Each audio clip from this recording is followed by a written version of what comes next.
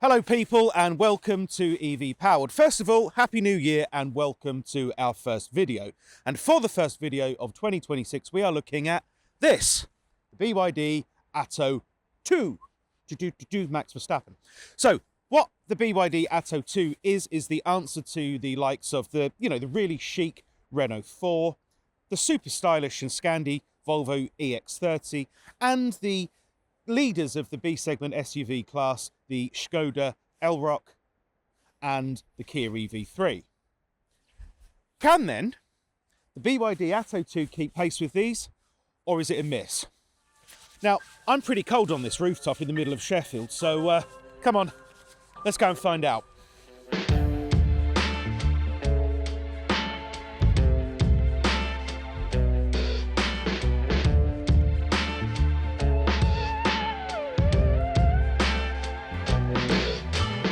Looking at this, I think it's quite a smart looking thing personally. It's certainly, it's not one of those anamorphic blobs like Leapmotor C10 or a Jaiku or a Moda E5, whatever it's called. Not particularly interested. But no, it doesn't look like anything sort of like a Temu Tesla, BYD seal. I think it's got definitely some purpose to it. That box design looks really, really great. And, well, I don't think you'd lose it in a car park. Do you? And at the back here, I really quite like this design feature by BYD. It's got some elements of smart #1. See, I'm cool with the kids. And it just looks really decent. And here, this design within the lights, the shape that they've got it's almost like a weave, and it looks really, really quite nice. I think it's a smart looking thing in general. Up front as well, I think BYD has really nailed the design of the Atto 2 because it's not as anonymous as, like I said, the Moda that I mentioned earlier. These air dams, they give it some purpose. Whether they actually serve any purpose, I'm not sure, but they look good. And yeah, so it looks very, very, well, not very different, but it looks, different enough to some of its Chinese rivals as well. And sorry, I must correct myself before you correct me in the comments. I meant Leapmotor B10 earlier, not Leapmotor C10, because the Leapmotor C10's the big one, and the B10's a B-segment SUV like this.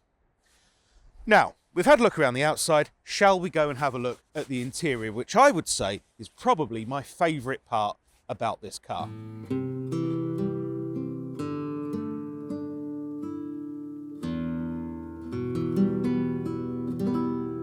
The thing that I like most about this car is the cabin. First of all, like every other BYD that I've been in, it is built tremendously. I mean, there's no squeaks, there's no rattles, there's no loose trim, there's nothing. It's really, really rock solid. I would say probably best in class. And that's a hill I'll die on. Come at me in the comments, but genuinely. The dashboard as well, it's quite nicely laid out. So you've got this 12.2-inch screen here, which doesn't rotate, thankfully. We'll get to this in a minute, though, because that's what lets this car down. You've got a driver display here. You've got these vents here. And also, you have some physical buttons, which... shock horror, I never thought I'd see in a BYD. So you've got one for the drive mode, you've got a rocker switch, you've got one for start-stop, you've got one for the sound system, defog the windscreen, and your drive modes, which switch between sport, no, sorry, actually, this is regen, which between high and standard. What's really interesting, actually, is if you put it in high mode for the regen, is that the brakes, they go from actually quite progressive and nice to really, really grabby, which is, yeah, that was something I found quite strange. So apart from that, no, it's all quite well laid out and pleasant. And you get, as standard, electrically adjustable seats, which is good. You get wireless charging here for your phone. And to ensure that you don't waste too much range in the cold weather, you get a heat pump as standard, which...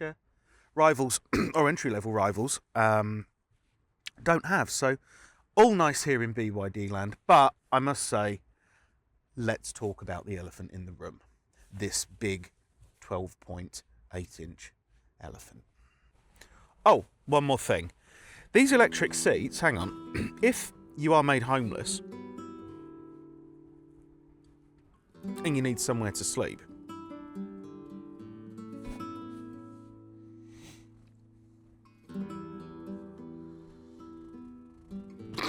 Jesus, that goes down a lot further than I thought. That's actually quite comfortable. If you remember, in the BYD seal video we did around this time last year, I was not happy with the infotainment display or infotainment screen in that. It was too gimmicky, it rotated, and it was just awful to use. Now, don't get me wrong, BYD has clearly listened to its customers, and they don't want that sort of nonsense in their cars. So this, thankfully, is fixed, and there are none of the unpleasant, janky mid-2010s Android-style graphics anywhere that I've found. But as a migraine sufferer, this is migraine-inducing to use. I mean, VW system's quite good. Tesla's is the best in the business when it comes to infotainment and touchscreens. If you disagree with me, you're wrong. But it's just this confusing section of sub-menu. I mean, it took me... Thankfully, I now know how to do it. But when I first took delivery of this, connecting to Apple CarPlay, I was under the assumption it would be... Well, it's not there. Well, it wasn't there because now I've been using it and it's come up as a widget. But I thought it would be here. It would be under vehicle, but it's not. So I'm playing through all this stuff. I'm going, Christ, what's this? Thought I'll connect via Bluetooth. No. So I had to go here and find it. And in the end, yeah, sure, it connected. You don't need to know that I'm going to Aldi later. Fine, we got there in the end. But again, this just put some buttons there. Put some buttons there, or make it work like a Tesla. I just found it really difficult and confusing. And when it comes to the ADAS as well, that's not so bad. You can see already that I'm not too used to it. But intelligent assist, no. So ADAS, that's fine. It's there, and it comes up. And you can see that I've turned it all off already because I don't like it. But it is easy to switch on and off, as you can see here. Blah, blah, blah. And I will show you how annoying it is later when we do some driving impressions. But this is fine. This is absolutely fine. What I will say, though, when it comes to turning off the driver tiredness, you're not looking at the road alert, don't know what it's called, but it does my absolute head in. Keep eyes on road. Shut up! Is that's here. And even if you look slightly away to adjust the I don't know, you want to put the heated seats on or something, or you want to adjust the fan speed, which I think should be down. Shut up. You know, you want to do anything, it will beep and beep and beep and beep and beep at you with the force of 1,000 suns, and it's dead annoying. Now, to turn that off, I thought that would have been in ADAS or driving assist. No, it's not. Intelligent cruise control, that can get in the bin as well. So you have to go, is it vehicle? Seats? No, I'm good. Intelligent assist? No. Driving control? No. Driving comfort? Auto wiper? Yeah, that's useful. Cabin perception. Now, I didn't know what that meant, so I overlooked it for a while when I first got it, and it just really lets this car down because I quite like it. It's not a bad car in the slightest, and it is better than that entry-level Volvo that I mentioned earlier, but it's just this sort of lack of thought and clarity that's in this system that really, really is the kicker. And I think that's a shame. If BYD place more focus on this and sort it out properly, then they're onto some absolute winners here. Also, other things too that I just don't find necessary on here. Themes. Why? Sort out your infotainment. Utility tools. Albums, why? Like, stop. BYD store, what have we got in here? We're not doing that. But it's just... I mean, there are less gimmicks than on the Seal, don't get me wrong, but this could just be so much better. Because this is a much better car than the Seal. And if they just put that little bit more thought, then it'd be grand. Anyway, apart from me whinging, the cabin... whinging about the infotainment system anyway, is the cabin is a really, really nice place to be. I like it. In the back, well, there's plenty of nice space, and everything is, again, just as in the front, is put together nicely. Again, you've got this vegan leather seats here. Whoever rebranded plastic as vegan leather, you, sir, or madame, are a genius. But no, it's all very comfortable. You sit relatively high, like you do in the driver's seat, but that's fine. It just makes makes what's ostensibly a small car feel a lot bigger. This roof as well, it comes as standard. That basically runs the length of things, and that frees up quite a lot of interior space. It feels nice and airy, even with this black interior, with this interior trim. Actually, on that, I do quite like this lime green stitching. Which, who else does that? Is it Skoda? Yeah, I think it's Skoda who does that, and it does look nice, and it sort of, again, breaks things up. You get 2 USB-C charging ports down here, so phones, tablets, whatever. You get a heating vent here, and that is about it, and tons of headroom. Seriously, that's impressive. Thankfully, when it comes to the BYD Atto 2 range, BYD has kept things simple. So there is this entry-level car, which is the Boost, which we're going to be talking about, and then there is the Comfort model. BYD Atto 2 Boost, again, this entry-level car, it comes with a 51.1 kilowatt-hour battery, which promises a range of 218 miles. When it arrived on 80%, it was about 178. Now, it's not great, but I'm not going to blame BYD for this because they are generally quite good at battery tech. I mean, on the drive down here in Sheffield, this was harvesting back, and I really didn't lose a lot of charge. But given it's absolutely Baltic up here in England, in the north of England, and it has been for about what feels the last 15 years, it's taken a bit of a hammering when it comes to the range. So yeah, you'll probably get about 190 real world, I would say, from this in this weather, but when it warms up, as you all know, it'll be better. When it comes to range, like I said, the Atto 2 will do 218 official miles on a single charge. Not great, not terrible, because when you put it into context, this is more than the single motor Volvo EX30, which does 209 miles. So more than that, and also this is cheaper. We'll come to that later, but it is cheaper than that entry-level Volvo. The Renault 4, that'll do 249 miles.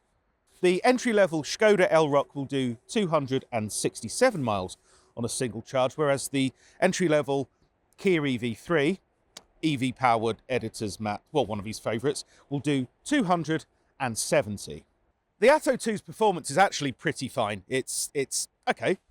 It's not going to blow your socks off, but it's more than adequate for a car that's only 4.1 metres long. The actual wheelbase itself, the platform, is only 2.6. So this has got a really nice, small, compact platform for getting around town. But back to the performance, instead of me rambling, you get 174 brake horsepower from that front-mounted single electric motor, and you get from 0 to 62 mile an hour in 7.9 seconds, which is fine.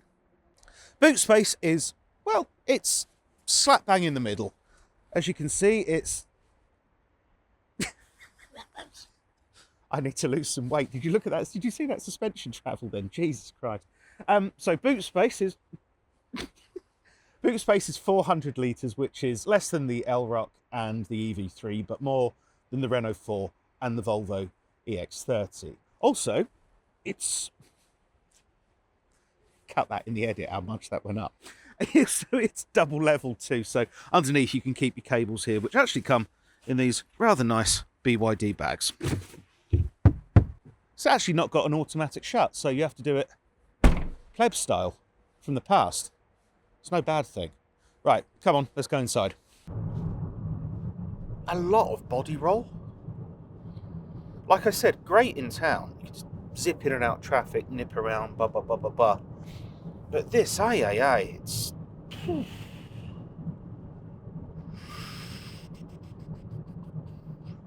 It's a wobbly boy.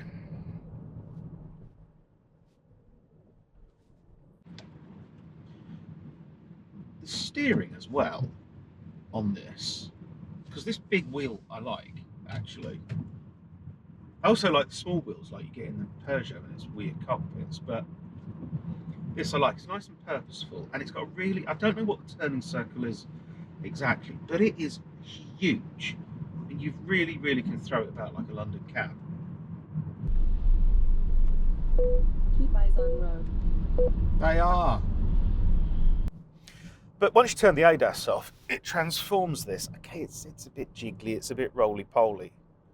but it's not annoying. And genuinely, that anxiety is gone that I had for when it's going to shout at me next. So good on them. And I will put the normal cruise control back on, and I will sit here for a couple of miles. To wrap things up then, the BYD Atto 2, it is a perfectly reasonable car and a very worthy contender in the B segment SUV sector. It's built extremely well, it's got a likeable character, but the range, it's maybe not as good as some rivals. It's not cheap at £31,000. It is, however, a much better value proposition than the Volvo EX30 that I've mentioned earlier. It's inherently likeable. Anyway, that's what I think. What do you think? Let me know in the comments below. Thanks for watching, and I will see you for the next one.